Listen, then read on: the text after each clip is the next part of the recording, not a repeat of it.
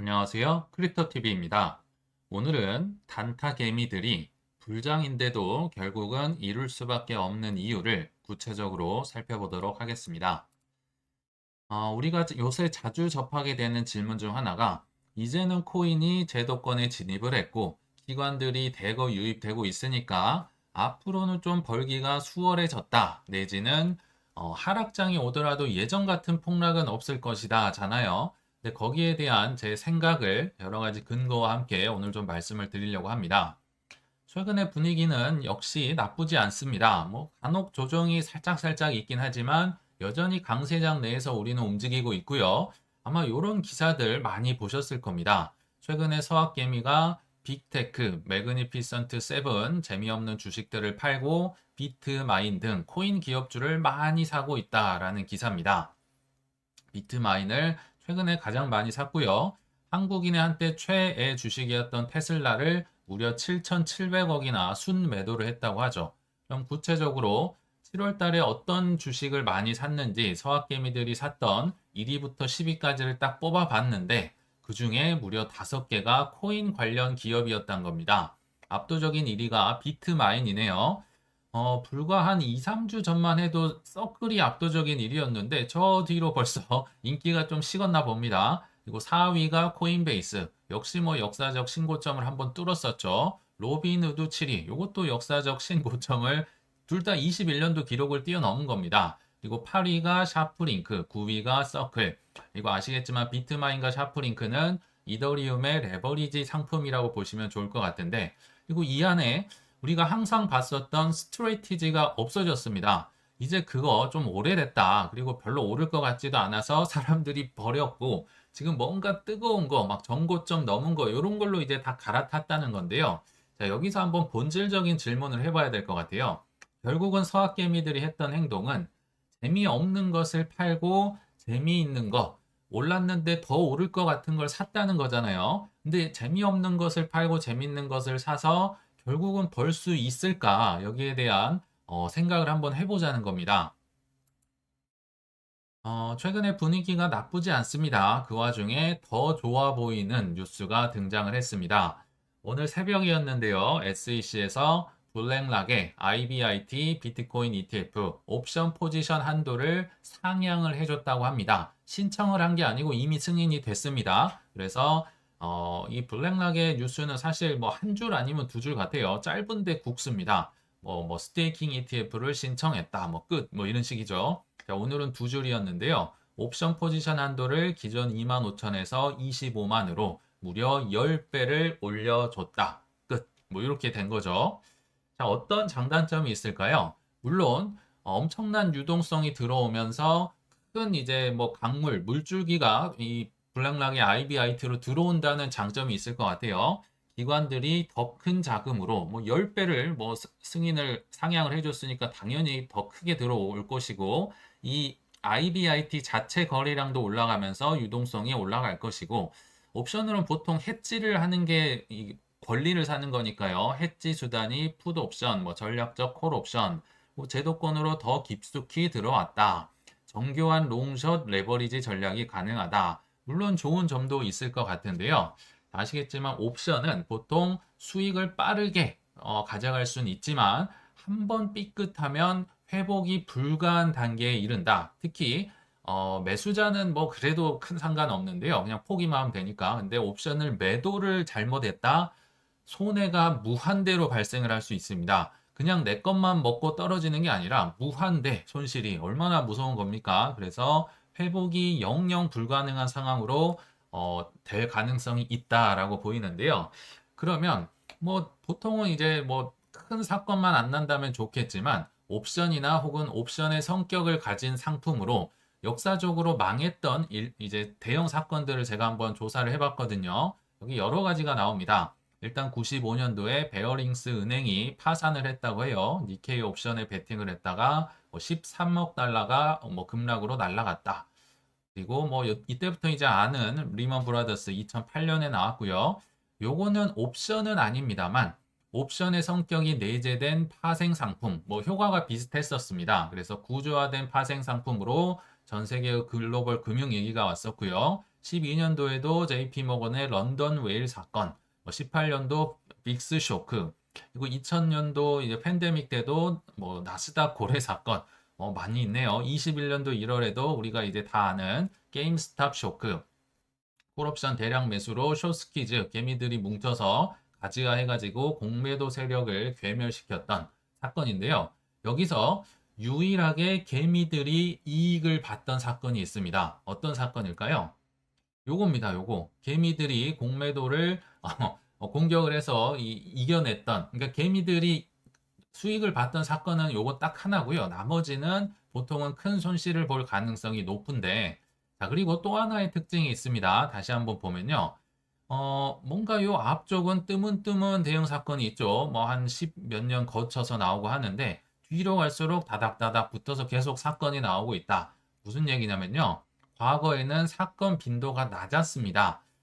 근데 가끔 뜨문뜨문, 뭐 IMF, 뭐 이 리먼 브라더스, 뭐 이런 게 나니까 뭐 굉장히 영향력이 크게 보였겠죠. 2010년도로 와서 점점 증가를 하다가 20년도 이후에는 굉장히 이 빈도가 자주 터지고 있다는 겁니다. 영향력은 항상 폭발성이 있다고 말씀을 드렸죠. 이거 옵션 잘못하면 손해가 무한됩니다. 그래서 최근으로 올수록 자주 터지고 있는 게 무슨 얘기냐? 제도화가 되면서 돈이 예전엔 뭐 10이 들어왔으면 지금 100이 들어오고 1000이 들어오고 있다는 거죠. 그러니까 돈만 들어오면 좋은데 돈은 곧 탐욕이기 때문에 큰 탐욕이 발생을 해서 레버리지가 더 자주 청산이 된다는 게 이 옵션의 역사적인 대형 사건들이 얘기해주는 교훈이 아닐까 생각이 듭니다. 자, 그러면 보통 옵션은 이제 권리이기 때문에 해지를 해놓는 수단으로 보통은 쓰거든요. 그러면 옵션으로 안정적으로 해지를 해놨으니까 기관이든 개미든 그 다음에 이제 내가 제대로 할 게 뭘까요? 옵션이 목적은 아니겠죠. 물론 뭐 목적으로 하는 분들도 있겠지만 이제는 레버리지를 맘 놓고 하겠다. 왜냐하면 뭐 짱짱하게 내가 해지를 해놨으니까. 그래서 레버리지가 아마 굉장히 늘어날 겁니다. 지금도 늘어났지만 10배를 뭐 튀겨놨으니까 이제 더 늘어나겠죠. 자, 요거는 아까 그 옵션 시장을 10배 키우지 않았던 시대의 올해의 비트코인 롱숏 스퀴즈 비율을 이제 뭐 크립토 컨트를 통해서 한번 나타내 봤는데요. 어, 이 보라색이 비트코인 가격이고요. 이 노란색이 롱 스퀴즈. 쉽게 말하면 롱이 이렇게 찌그러졌다. 롱이 죽었다는 거죠. 그리고 숏 스퀴즈는 숏이 찌그러졌다는 건데요. 막 4월, 5월에서 뭐 비트코인이 굉장히 많이 떨어졌을 때, 특히 관세 폭탄 맞고 떨어졌을 때 어마무시한 롱 스퀴즈가 발생을 했습니다. 왜냐하면 계속 떨어졌으니까 에이, 이제 웬만하면 오르겠지 하고 롱에 베팅하셨던 분들이 엄청 많이 찌그러졌다는 거죠. 에이, 이만하면 오르겠지. 또 찌그러지고 또 찌그러지고. 그러니까 어떻게 학습이 됐나요? 지금 계속 롱이 찌그러지면서 청산이 되니까 에이, 이제는 그럼 더 떨어지겠네 하면서 이 올라갈 때마다 사람들이 숏을 쳤다는 겁니다. 에이, 이거 얼마 못 가. 더 떨어질 거야. 숏이 스키지 되면서 올라가고 숏이 또 스키지 되면서 올라가고 특히 최근에 7월 달, 6월 말부터 7월 달에 뜬금없이 또 갑자기 막 올라갔었죠. 뭐 큰 이유가 있었던 것 같진 않아요. 그러니까 사람들이 에이 이거는 가짜 상승이야 했다가 또 숏스퀴즈가 발생하면서 크게 올랐다. 우리가 아마 요거 기억나실 건데요. 이제는 옵션으로 빵빵하게 해지를 해놨으니까 앞으로 이런 롱이나 숏스퀴즈가 그러니까 레버리지의 이 비중을 늘리시는 분들이 더 많아질 거다라는 생각이 드네요. 그래서 더 과도한 레버리지로 인해서 청산 규모가 과거보다 더 올라갈 것이고 빈도도 더 많아질 거다. 이거는 그 옵션 10배 되기 전 얘기입니다. 뭐 그래서 조금 더 위험해질 수 있다 생각이 들고요. 근데 이런 거 저런 거 따질 것 없이요. 이미 우리는 레버리지에 굉장히 절여져 있고 익숙해져 있습니다. 이게 레버리지인 거조차 지금은 약간 느끼기가 어려운 상황. 왜냐면요. 그냥 남들 다 하니까 언론에서 계속 나오니까 인식을 못 한다는 거죠. 대표적인 예가 우리 처음에 봤었던 샤프링크나 비트마인입니다. 요런 회사는 이더리움 레버리지 상품이잖아요. 이더리움 뭐 지금 비트코인 이런 거 잘 안 산다는 거죠. 그냥 일주일 동안 제가 한번 조사를 해봤습니다. 일주일 기준으로 상승률이 높았을 때 낮았을 때를 좀 찾아보니까 한 1078% 정도 나왔다고 합니다. 뭐 11배 정도 일주일엔 좀 올라줘야 좀 개미들이 열광을 하고 올라탄다는 거죠. 그 비트마이닝도 주간 변동성 평균 47%, 평균이 47% 정도 올랐다는 거죠. 반대로 일주일 안에 떨어졌던 게 뭐 반토막도 뭐 어마어마하고요. 반토막이 뭡니까? 뭐 마이너스 80, 90%도 갔었죠. 그리고 비트마인도 마이너스 40% 정도 가뿐하게 일주일 정도 찍어줬다. 그래서 요 정도는 움직여줘야 개미들이 열광을 하는데, 그러니까 레버리지 상품인지도 모르고 사실은 사시는 분들도 있을 겁니다. 스트레티지는 이제 재미가 없고, 그래서 제가 볼 때는 최근에 비트 이더를 사신 분들보다는 샤프링크나 비트마인을 매수하신 분들이 훨씬 많을 것이다. 기사에서도 보셨겠지만 뭐 저희 댓글에서도 많이 확인이 되죠. 요런 거 재미없는데 답답하게 이걸로 언제 부자 될 거야? 요런 걸로 뭐 정말 많이 떨어졌을 때 매수를 해서 슉슉슉 하면 되지. 이게 이미 우리는 익숙해져 있다는 거겠죠. 그리고 이제는 아예 2배, 3배 레버리지는 기본으로 탑재가 된 신상품도 꾸준히 나오고 있다. 이게 레버리지 상품인지조차도 아마 모를 겁니다.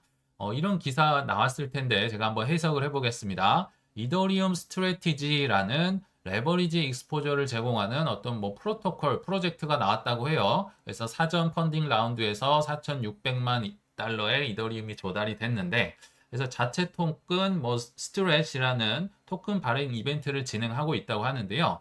자, 뭐 스테이킹도 투자를 한다 그러고 유동성 공급도 한다고 그러고 하는데 이게 좀 어렵죠, 말이. 그래서 제가 한번 예를 들어보겠습니다. 이게 어떤 상품이냐?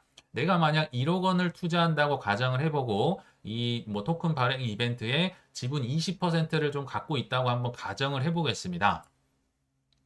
그러면 이더리움을 직접 보유한 것과 이더 스트래티지를 통해서 투자를 한 걸 한번 비교를 해볼 텐데요. 자, 이더리움이 10% 정도 오르거나 10% 떨어졌을 때를 한번 가정을 해보겠습니다. 뭐 10%는 당장 뭐 오늘 뭐 밤에라도 생길 수 있는 정도로 뭐 큰 변동률은 아닌 것 같아요. 그래서 여기 이더리움을 직접 보유한 거 10% 정도 올랐죠. 요거 하면 뭐 10% 플러스가 되겠죠. 10%가 올랐으니까. 근데 이더 스트래티지를 사용을 하면 레버리지를 많이도 아닙니다. 그냥 요거는 두세 배는 그냥 기본으로 깔고 가는 건데요. 그냥 최하로 적용을 해보겠습니다. 2배를 레버리지를 적용을 하고요. 또 스트레스의 비중을 한 20% 지분을 갖고 있으니까 약 2천만 원 정도를 들고 있는 효과를 갖게 되겠죠. 근데 이더가 10% 올랐더니 이 스트렛 토큰의 가격이 한 15% 정도 올랐다. 보통은 이더보다 더 올라갈 거 아니에요. 이렇게 가정을 해 본다면 일단 이더를 통해서 레버리지가 20%니까 플러스 2천만 원이 될 거고요.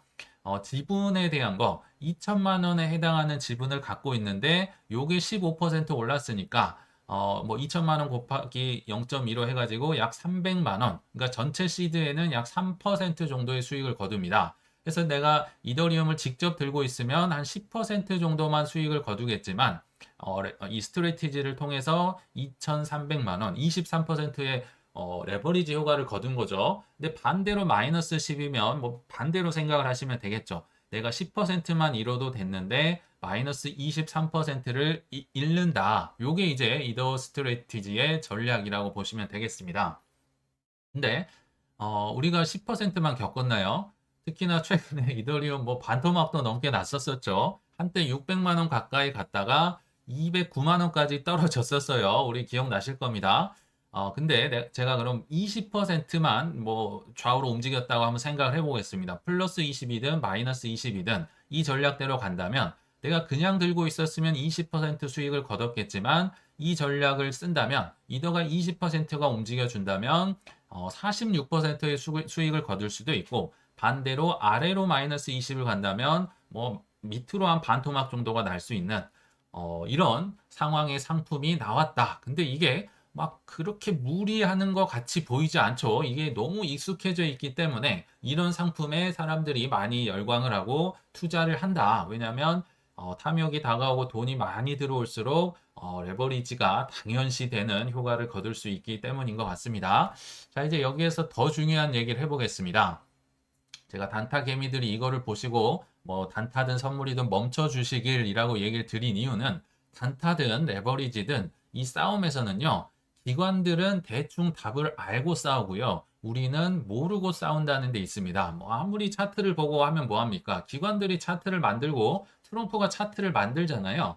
그 대표적인 예가 뭐 계속 제가 말씀을 드렸지만 로빈후드가 주문, 우리의 오더북, 뭐 호가창이라고 하죠. 그거를 대표적인 기관들에게 넘깁니다. 즉 답안지를 보고 수능 시험지 답안지를 보고 이들은 현물 거래, 마켓 메이킹을 하든지 롱숏 전략을 구사를 한다는 거죠. 그래서 로빈후드는 고빈도 거래 업체, 얼마나 거래를 많이 하면 고빈도라고 하네요. 또는 마켓 메이커들에게 고객들의 포지션을 넘겨준다. 그래서 로빈후드가 수수료가 무료인 겁니다.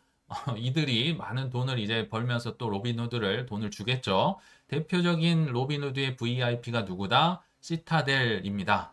피도 눈물도 없다고 제가 자주 얘기를 드렸었죠. 가장 큰 주문 집행 기간, 로빈후드 매출의 최대 북오더 제공자다. 최대 VVIP라고 보시면 됩니다. 이거 버트 파이낸셜도 그 테라루나 망했을 때 뭐 하나 일조를 했던 곳으로 제가 기억이 나는데 고빈도 트레이딩 회사, 뭐 투 시그머 시큐리티스도 알고리즘으로 뭐 거래를 얼마나 많이 할까요? 그리고 G1도 옵션 주문 비중이 높다라고 하는데 뭐 현물도 거래를 하고 롱숏도 당연히 어마어마하게 할 겁니다. 근데 여기 아래에 써져 있는 걸 보면 로빈후드에서 받은 리테일 주문들 우리의 호가창을 자신들의 유리한 포지션으로 마주보는 방식으로 체결하거나 시장에 다시 던집니다. 얘기가 굉장히 어려운데요. 쉽게 얘기를 하면요. 이건 레버리지가 아니고 현물 얘기하는 거예요. 자, 마켓 메이킹을 할 텐데 이들이 내키면 한다는 건 예를 들어 뭐 제가 뭐 어떤 주식 코인을 산다고 해봐요. 그러면 본인들이 시타델이 사놓은 이제 주문을 가지고 이거 네가 사, 내가 사놓은 건데 이거 너가 사 이렇게 내키면은 내가 마켓 메이킹을 하는 거고요. 나 이거 하기 싫은데 그러면 그냥 밖에다 던져버리는 겁니다. 그러니까 자기가 하고 안 하고를 결정을 할 수 있다는 거죠. 상황을 보면서. 그래서 이거를 통해서 매수 매도 그 갭이라고 하죠. 스프레드를 받아먹는 현물 거래도 하고 당연히 뭐 옵션이나 롱숏 이 전략도 구한다는 건데요. 문제는 로빈후드의 고객들 VVIP들만 답을 알고 롱숏을 칠까라는 거죠. 지금 제가 계속 로빈후드만 말씀드렸잖아요. 고객의 오더북을 외부 기관에 넘기는 거래소들은 엄청 많습니다. 로빈후드뿐만이 아니에요. 자, 이러한 방식을 사용하는 곳들은 이트레이드라는 거래소가 있습니다. 역시 VIP를 알아보니까 시타델에게 많은 오더북을 줬다고 하네요. 그리고 찰스 슈왑도 보니까 역시나 버투나 시타델 이름이 또 나옵니다. 그래서 시타델이 피도 눈물도 없다는 겁니다. 롱숏으로 그냥 답을 알고 있는데 안 그래도 사악한 친구들이 그래서 이렇게 떨어지면요. 시타델은 그래도 어마어마한 수익을 낼 수 있는 겁니다. 위불이라는 거래소도 로빈후드와 유사하게 호가창을 고객들에게 주고 있다고 하고요. 영국의 레볼루트도 3자 마켓 메이커에게 호가창을 제공을 하고 약간 다른 사례인데 FTX도 나왔네요. FTX는 본인의 자회사죠. 알라메다 리서치가 아시겠지만 트레이딩 회사였습니다. 근데 FTX는 거래소죠. 그러니까 FTX의 이 호가창 정보를 자회사인 알라메다 리서치에게 주면서 야 너가 이걸로 롱숏 알아서 해봐. 고객들 정보는 이거야. 이렇게 유동성 제공자 역할을 부여를 하는데 내부자 정보를 여기 알라메다 리서치에게 줘서 여기가 엄청나게 돈을 많이 벌었다더라 라고 보시면 됩니다. 이들만 그랬을까요? 지금은 뭐 투명화됐다고 하는데 과거에 비트맥스, OKEX, 뭐 바이낸스 또는 바이낸스 US까지 시장 조성자나 마켓 메이커들에게 오더북을 우선 제공했다는 의혹이 있다. 뭐 조사 결과도 있다. 지금 알려진 것만 이 정도라는 겁니다. 수많은 뭐 거래소들, 롱숏 하는 데들, 뭐 하는 데가 이 전략을 다 쓰고 있다는 건데 이들을 우리는 눈 감고 있는데 이들은 정보를 알고 있다는 거죠. 그래서 이들을 상대로 롱숏, 뭐 단타, 뭐 레버리지로 승산이 있을까 한번 생각을 해보자는 겁니다. 답을 알고 있는 것과 답을 모르고 있는 우리가 뭐 기관들, 뭐 이런 뭐 스타들이랑 자꾸 어깨 싸움을 해서 이기려고 한다는 자체가 이게 쉽지 않다는 겁니다. 그래서 오늘의 결론은요. 차분하게 길목을 지키는 투자가 우리 같은 개미들에게는 가장 유리하고 확실한 투자 방법이다. 수익을 거둘 수 있는 방법이다 생각이 드는데요. 오늘 아침에 보니까 여러 뉴스가 나오는데 저는 이제 코인 쪽만 보진 않으려고 노력을 합니다. 왜냐하면 뭐 코인 편향된 생각을 가지니까 일반 대중의 생각이 궁금하잖아요. 자, 근데 그 바쁜 아침에 요약을 해주는 이제 기사인데요. 미국의 기업들이 왜 갑자기 이더리움을 사모으나?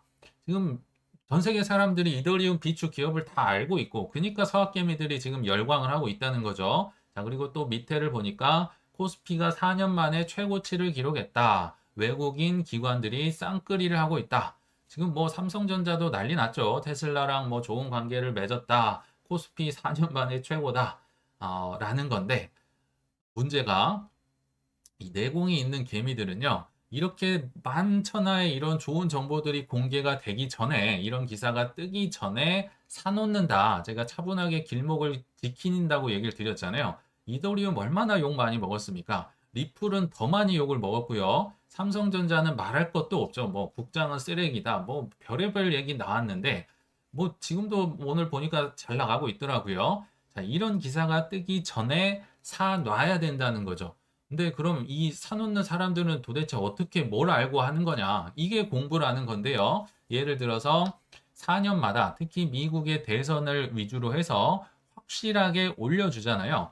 그렇게 욕을 먹는 국장마저도 이렇게 뜨거워지는데, 뭐 지방 부동산마저도 뜨거워지는데, 4년마다 확실하게 올려주니까 차분하게 내 차례가 오기까지 계속 뭐 떨어지고 조롱하고 해도 모아가는 투자가 가장 확실한 방법이다.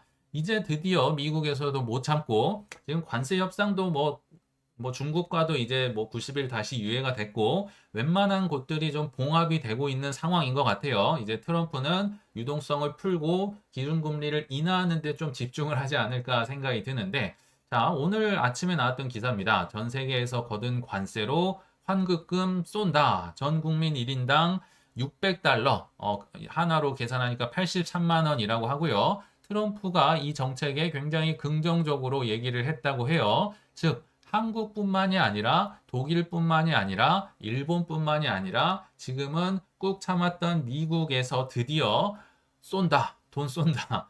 이게 전 세계가 공통 현상이라는 겁니다. 미국만 지금 뭐 관세 때문에 잠깐 참았던 거지. 결국은 제가 쏜다고 그렇게 얘기를 드렸는데 아무튼 어렵다는 거죠. 이걸 참고 견뎌내기가. 결국은 4년마다 참 사토시가 대단한 것 같아요. 미국 대선마다 반감계를 딱딱 배치를 해 놓으면서 물이 들어온다. 이런 국장, 삼성전자마저도 들어온다. 이게 핵심입니다. 그래서 결론을 맺어 보면요. 더 오른다라는 말이랑 내가 번다, 특히 내가 지금 사서 번다는 동의어가 아니라는 걸 좀 인식을 해주시면 좋겠다.